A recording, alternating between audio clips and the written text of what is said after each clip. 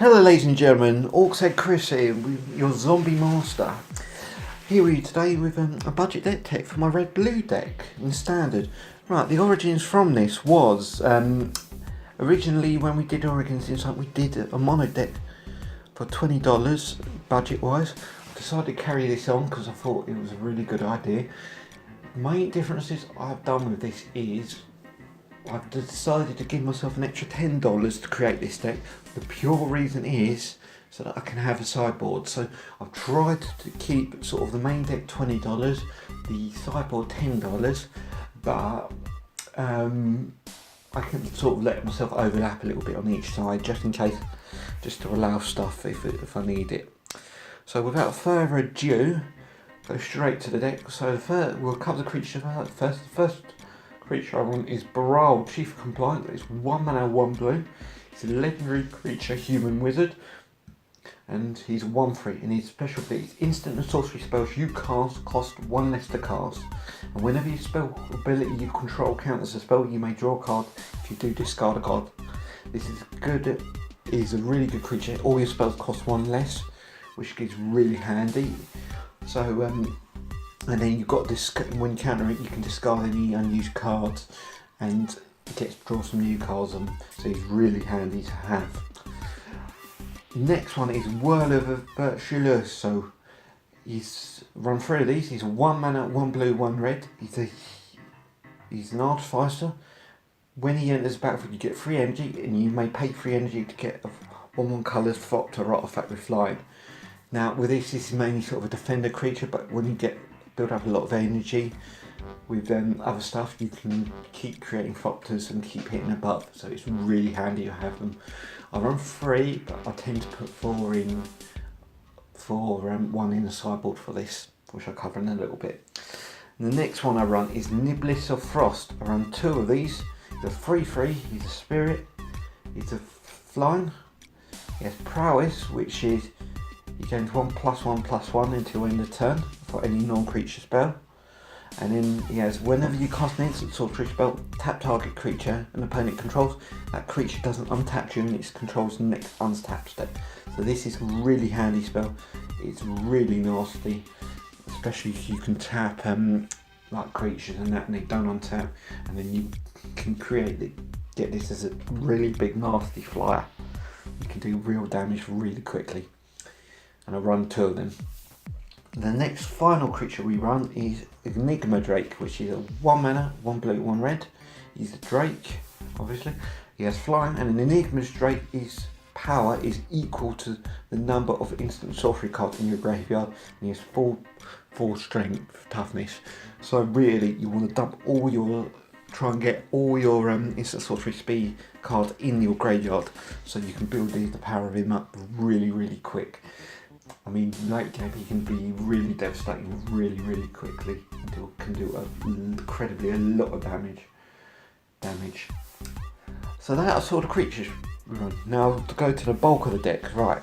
I'm going to cover the artifact, which is 4 of, and I only run 1 type, 4 of a Dynavolt Tower, which is 3 mana.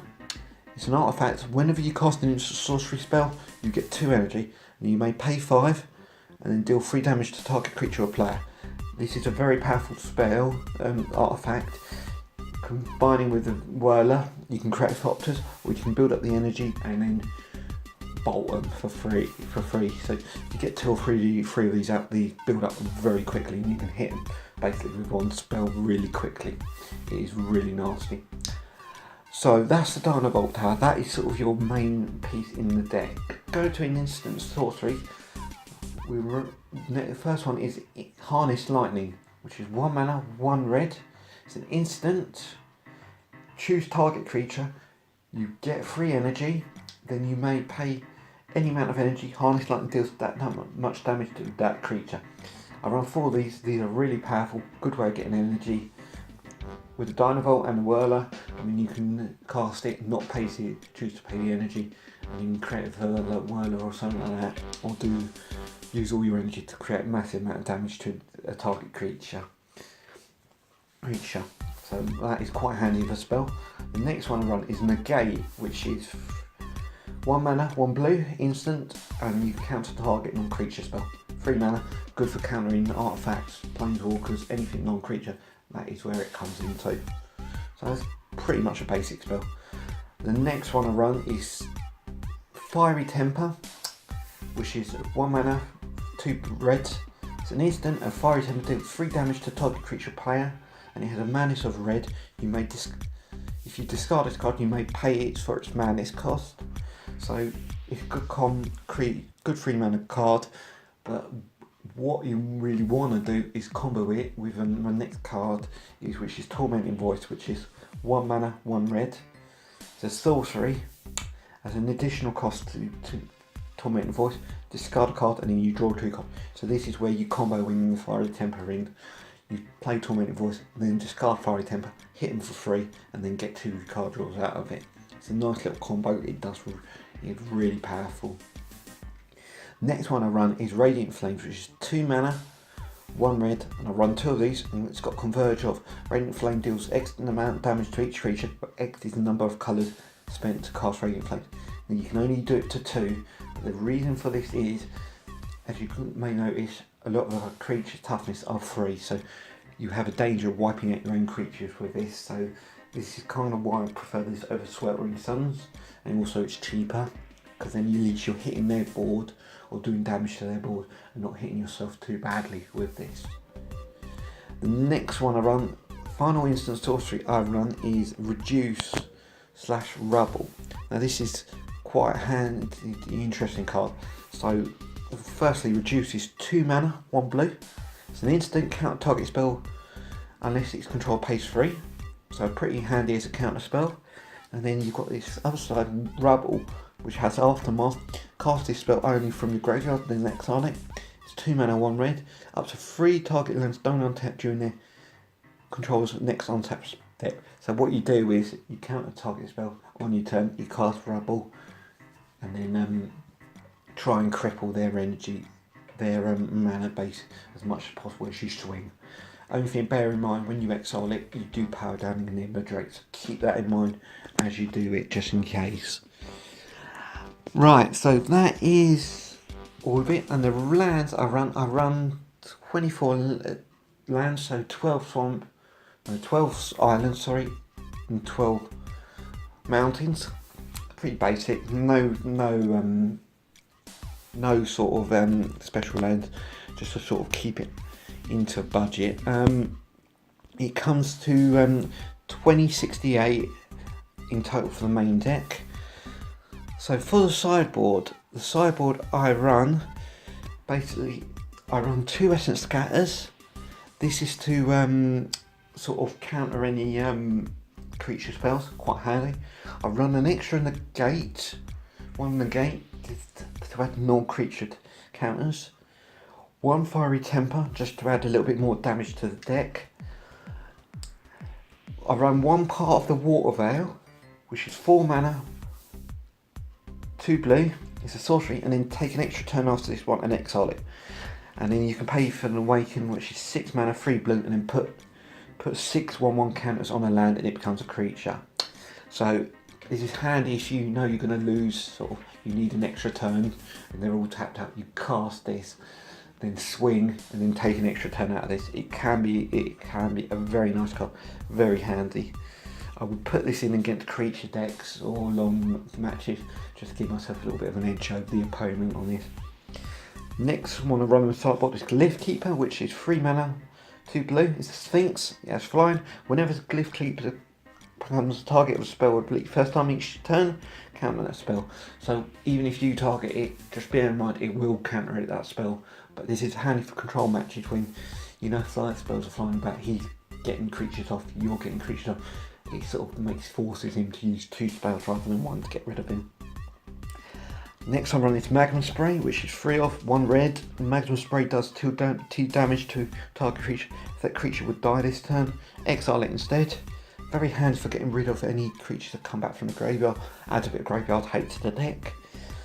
Then I run 2 Fevered Visions, 1 mana, 1 blue, 1 red, and it's enchantment. At the beginning of each player's in the step, that player draws a card. If that They play it as your opponent and has 4 more cards in the hand. Fever Vision does 2 damage to that player. So it's handy for dealing damage over the long game. Good for control decks, good for anyone who's not playing a lot of stuff, because it puts a lot of pressure onto them very quickly. Next one I've run in the sideboard is Whirler Virtuoso. Again, just to add more Thopters to the deck. 1 more Radiant Flames, just to get rid of any pesky board, just get some board wipes on to get rid of any low end creatures. By Force, which is X and then 1 red, and then destroy X target creature artifacts. So you can use this to pay any mana and then destroy any load of artifacts and get an artifact board wipe. It is a really handy card. You can get rid of art sort of like the Gear Hulks pretty quickly as well. Now last one I run in my sideboard is Summary Dismissal. Exile all other spell and counter all abilities. Good for causing a total wipe on the stack. So if you know it's going to cause a lot of damage, I'll do this and then just exile everything on the stack. Really handy. So that is it. The sideboard comes to 932. So just, it is sort of a budget deck. Obviously you can make some changes to it to make it stronger. You could, if you wanted to, you could add the Torrential Gear Hulks in to give it more of that juice. Or you could add the Combustible Gear Hulks as well, just to give you card draw or hit them for damage and get more power on the Enigma Drakes. And you could run, instead of Radiant Flames, you could run Sweltering Suns, but the only downside is that does hit a lot of your creatures as well. So that's something just to keep in mind when you do that. Obviously you could take off the reduces and put disallows in as well. I mean, these are sort of what you could do to upgrade the deck as well.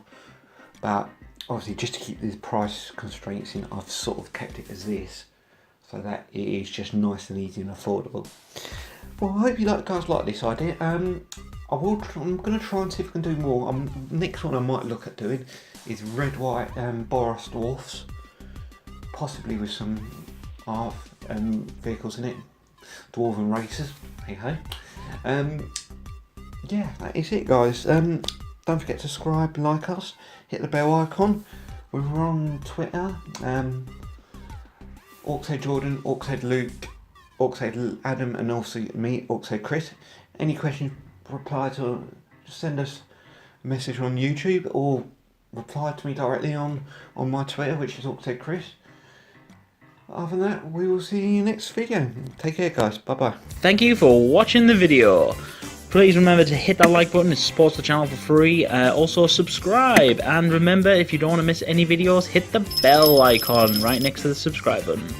Thank you for watching again. Goodbye.